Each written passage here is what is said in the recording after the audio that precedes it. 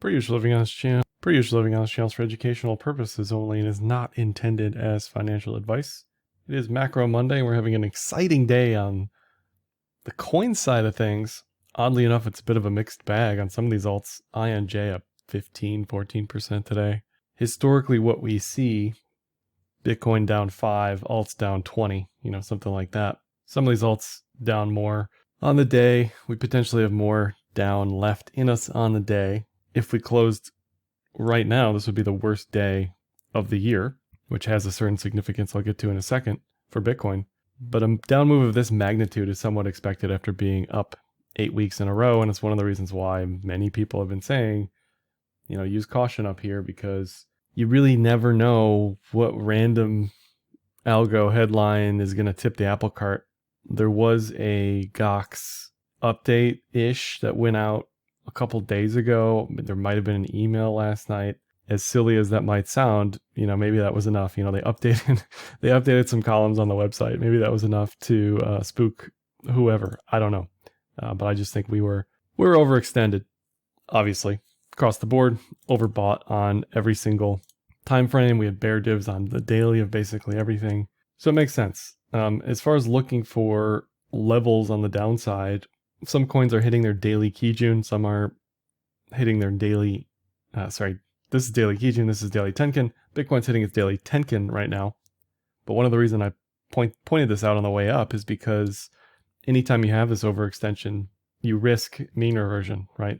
And what I also had said on the 12 hours, there was a stop loss level at around 42.8, which we kind of blew past. So you didn't really get a great opportunity to get stopped out up there. But in any event, yes, this could keep going. And if anything, the cloud says it wants it to keep going. And we can look at historically, for Bitcoin specifically, what these daily bounces have looked like. And throughout this year, we actually technically didn't really have a successful bounce on the Kijun. It was more just like a puke downward and then a recovery, mainly at the cloud. So the cloud would bring you to the 20-week moving average, which is 32. I don't think we go that low. I'm not planning for that. I'm just saying throughout the year, that's what we've seen. You'd have to really go all the way back kind of to 2021 to see what I'm talking about here. I mean, this is what we want to see on the daily in the current position. When you're trending really strong, which also is valid, might be the case, we ride the Tenkan, right? But I'm never really, really sure on an entry until we're bouncing off that daily Kijun. And again, historically, there's not too many of these that have actually occurred. So to me, it does have historical precedence for being important if we do see that. Even in 2019, you can see we pretty much rode a lower time frame moving average effectively. And then by the time we were bouncing on the Kijun, it was kind of the end. In 2017, however, we had many instances of retracements to the Kijun, and just the TLDR of this is it's a great mean reversion opportunity for an entry. For me, it's good enough. So if we start to see that across the board, then that tells me that's a pretty good spot to jump back in on anything I had sold higher or plan to sell higher. We can go down the list here and look at everything. ETH, 1990, 2000, an important level. AVAX still going up today, but 23 would be the level in AVAX. ADA somewhere around 45 cents. INJ up today, so that's going to nullify any sort of TKC clamp. There's no loss of momentum here, so it's just going to keep moving those moving averages up in the meantime. Matic 75 cents, right? So once you know what you're looking for, ARB $1, it's pretty easy to just see where we're at. Now for some of these like ETH that have some sort of chart pattern or are working on some sort of horizontal level, coming back to that horizontal level is important for support. ADA is another one that has this massive support level of 41. Sol 50, Link 12, right? So I can look at this for 2 seconds and know exactly where these are as far as the supports are concerned, where you want to see this bounce. Aave 85, SNX up on the day. So those moving averages are moving up. ETC hit its level. DOT a little bit lower still at 565. So if you're questioning, what's a systematic way to look for, are we there yet? Daily Kijun is your friend in that respect. As far as institutional crypto flows, we did continue to see a minor inflow last week. So I believe that's 12 straight weeks now, 11 straight weeks.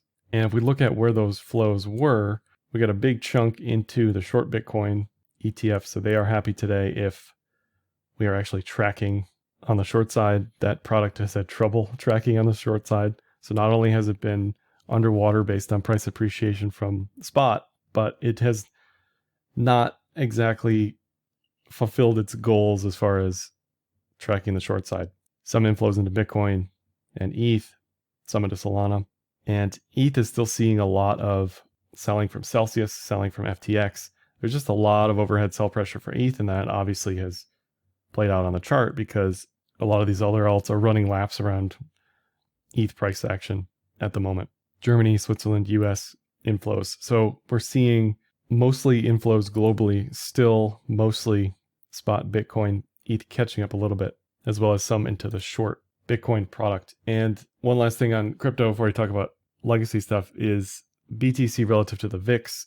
If you look at the inverse VIX relative to BTC, you see a familiar chart. So this is telling me, and historically has signified, Bitcoin has always done best when the volatility index is low. So it's no surprise that as the VIX was declining over the past couple of weeks, we saw nice price appreciation on the Bitcoin side of things. Something to just monitor is if the VIX gets angry, which it isn't really that angry today, but if it does get angry, watch for those lower lows on Bitcoin. Watch for more washout, right? So just another thing to monitor as far as the correlations are concerned. Not exactly one-to-one, but to me, it's close enough to worth having some sort of idea what it's doing, right? And then, like I mentioned, the worst day. So if we look at the worst day on record for each year, on average, it's, if you throw out the big days, it's like 17% on average. So our worst day was in August, and we're about there today, depending on how we close the day. And this is just showing that the forward performance 3 months, 6 months, 12 months out is extremely positive, has been historically. So for me, if we have a big down day like this, I actually want to see us get super angry. I want to see the washout. I want to see late shorts pile in. I want to see late longs get margin called, right? Whatever, just let it happen. Because like I said on the daily Kijun, we still have a little bit ways to go for me to get super confident that we are fully mean reverting. As far as the economic calendar in the United States, we had a bond auction today that by all accounts went fine. I didn't see anybody saying they're ready to write a newsletter about how we had a failed bond auction or anything like that. So things look good on that front. Tomorrow is CPI, which should continue to slightly decline month over month. And then Wednesday is big J-Dog out on the podium during the FOMC press conference. He's likely to say, look, it's probably going to be high for longer. Jobs are fine. Inflation's coming down. And the third silent prong of the Fed's mandate is, financial stability. And the S&P almost at all-time highs, NASDAQ almost at all-time highs. Even less of a reason for the Fed to cut based on that. So there's really no reasons as much as you may think the data suggests for the Fed to cut. There just isn't. I'm not seeing it. Retail sales Thursday. And then we have quad, tri, witching, whatever, a bunch of options expiries at the end of the week. And like I said, employment ticked down. We're still inverted on the yield curve. Yes, we're going to have a recession eventually when this uninverts, but right now we're good. It's funny that the creators of both the recognition of the inversion in the yield curve and the Somm rule, Claudia Somm, have both kind of said it's probably different this time. We'll see if they're right. I don't think they will be. But my question to the FOMO retail crowd is, are they going to jump back in at all-time highs? Or is that not going to be enough? Do the bears change their tune if we hit all-time highs? Do they continue to say, the data's fake, this isn't real, we're headed for a recession? I mean, that's why you have that joke. These people have predicted 10 of the last 2 recessions. So I just think you have to be smart about it and not be afraid to continue to just monitor this and wait for unemployment, which is a lagging indicator of a recession, if we're going to be honest. But the yield curve, super important to watch as well. As far as rates, Powell's not going to do anything tomorrow. Probably not going to do anything at the end of January either. But again, I'm expecting him to come out and say, we're going to stay at this level for quite some time. So after the meeting on Wednesday, I expect these rate cuts to get priced out, as in I expect, just holding, right? There's no reason, I don't think, to cut just yet. You're going to see stuff about layoffs and all this other thing, but we're not seeing it on the numbers. Trueflation also slowly ticked up here, kind of holding at this 3% level. So Trueflation's real-time CPI is super duper lagging. And we're going to get to a point where the real-time Trueflation is going to tick probably slightly higher than CPI. And as it stands now, even, the next month CPI print is going to be above this month's CPI print. So the CPI print that comes out in January may get the markets angry enough where we see some sort of bearish move where the higher for longer stuff is finally priced in and cuts are no longer expected, something to watch for in January. It's also interesting that savings accounts are holding above the inflation rate. So this is really good for savers, obviously, and continues to perpetuate money in money market accounts. It doesn't make sense. We can say there's dry powder all day, but until the rates come down, there's less of an incentive for people to pull money out of those products. And if we do a little round the horn on inflation, gas prices year over year have come down, 12 straight weeks of declines here. And you can see the seasonality calming down as well. So this is really great for retail and those who drive a lot, obviously. In the US, part of the reason why I think we're seeing what we're seeing is energy production is at a record high. I mean, look at the nat gas prices. I don't have a chart today, but those are on their way to zero. Very bearish nat gas, which is great for people who rely on that for heating during the winter. But our US oil production is at an all-time high. And we can look at the demand, which is also at an all-time high, but we're seeing it play out in real time. Supply seems to be leading price here. Moving on to housing, Redfin's got some great data on housing stuff if you're ever curious on where to look. And we can look at median sales prices, which are still higher on a year-over-year basis, asking prices higher on a year-over-year basis. You kind of have to adjust this for square footage a little bit, but I think this data is good enough to show you that housing is still quite elevated on a year-over-year basis. Sales are way down because of 7% mortgages, which are also on their way down, but the available supply has declined pretty rapidly because no one expects those sales to actually go through, right? Active listings decline year over year. There's a lot of supply, but it's very hard to want to buy a home right now because they're so expensive. So as mixed as this data might look, to me, the ultimate deciding factor is the mortgage rate piece, which is still quite elevated. And we saw this headline last week as well, where Biden wants to give out homes, and it's specifically ex-Fed Governor Lael Brainerd, who is a big MMTer, as is Claudia Sahm, by the way. So it makes sense that this is in their wheelhouse as far as not exactly UBI, not exactly wealth redistribution, but something close to that. Always interesting to see who's connected to these ideas and projects. But if that happens, I don't expect home prices to suddenly decline magically, right? Fertilizer also way down back to sort of a pre-pandemic-ish level. Still has a little ways to go, but had a nice head and shoulders at the top there. And speaking of head and shoulders, used car prices also not quite to their pre-pandemic trend, but very much look like they're on their way down. So collectively on the inflation side, we are seeing year-over-year changes decline, but obviously we're not seeing a decline in prices. We're just seeing inflation slowing down. Looking at reverse repo, which is just a liquidity spigot that's outside of the risk ecosystem. We still have a bunch of money left in this slush fund, so we potentially have around $800 billion to go to pump into the ecosystem via short-term treasuries and TGA and however you want to think of that. So this risk rally could continue easily. My read on this is as long as there's money in the reverse repo, we can kind of issue debt at very little consequence if it's on the short end because we're pulling money out of this inert pile of cash. So that's very good for risk assets. GDP estimates have continued to decline. No surprise there. I think this is where everyone's headed. This is where everyone's head is at as far as expectations for Q1 to be softer than Q4 2023, with many of the same people who were sort of predicting a recession for 2023 now predicting one for 2024. They're sure there's going to be one in 2024. I actually agree with them this time. I do think we're going to see it in the numbers. We'll see how the markets absorb that information.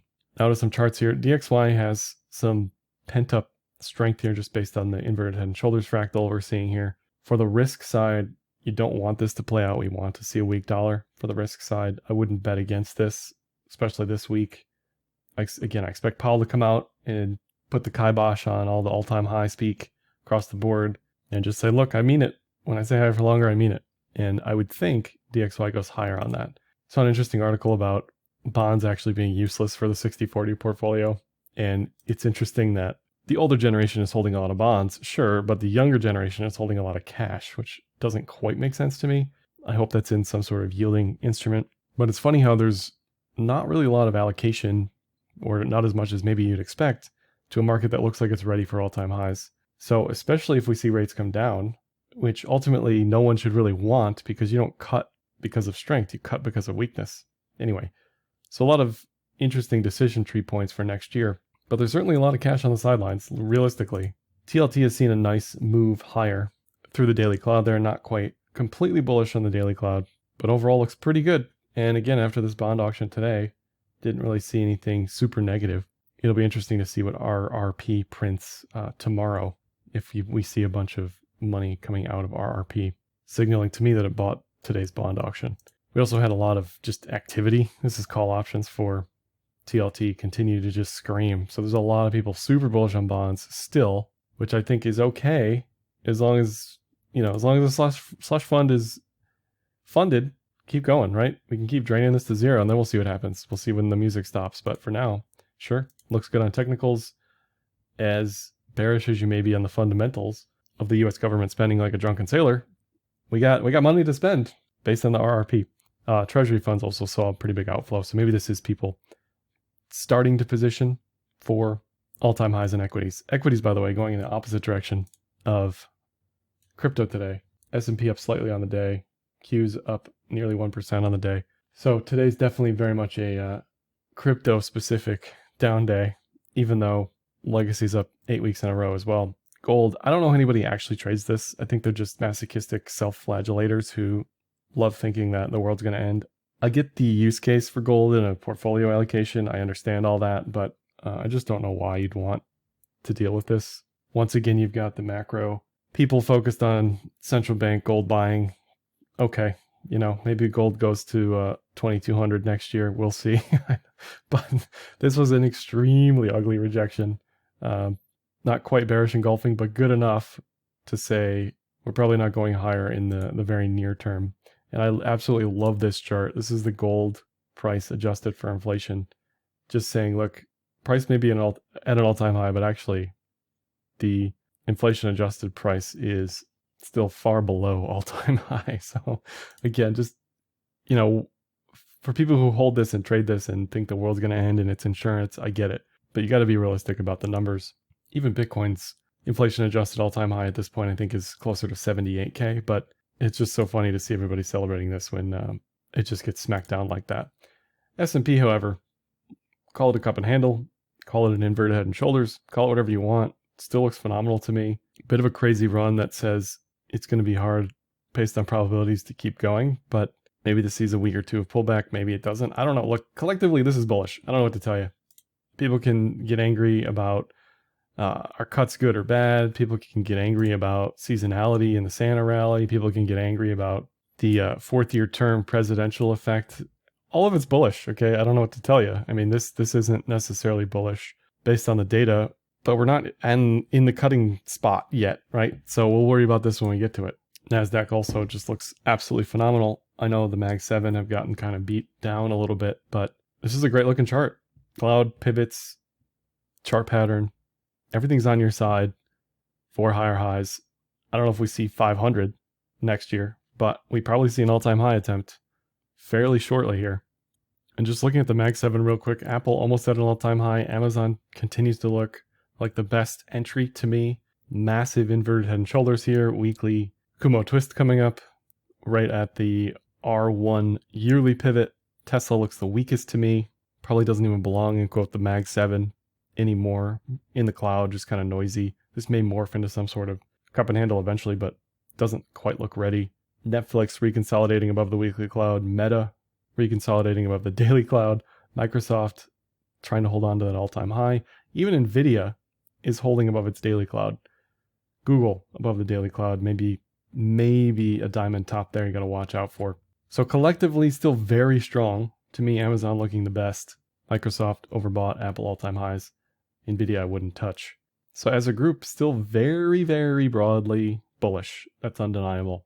Lastly, I'll just mention KRE again, which seems to be pricing in Fed cuts to some degree, or a general healing of the regional banking ecosystem. What we're not seeing here is a risk for further lows. We're not seeing some angry move lower.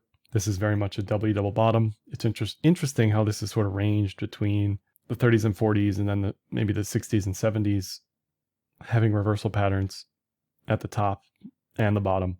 But once again, I'm not seeing weakness to suggest things are getting out of control. The regional banking ecosystem is getting out of control. Nothing bad enough that the Fed's going to want to cut anytime super soon. So that's all I have for this one. Like, dislike, comment, share, subscribe, and let me know how bullish or bearish you are on legacy markets in the comments below. Happy trading.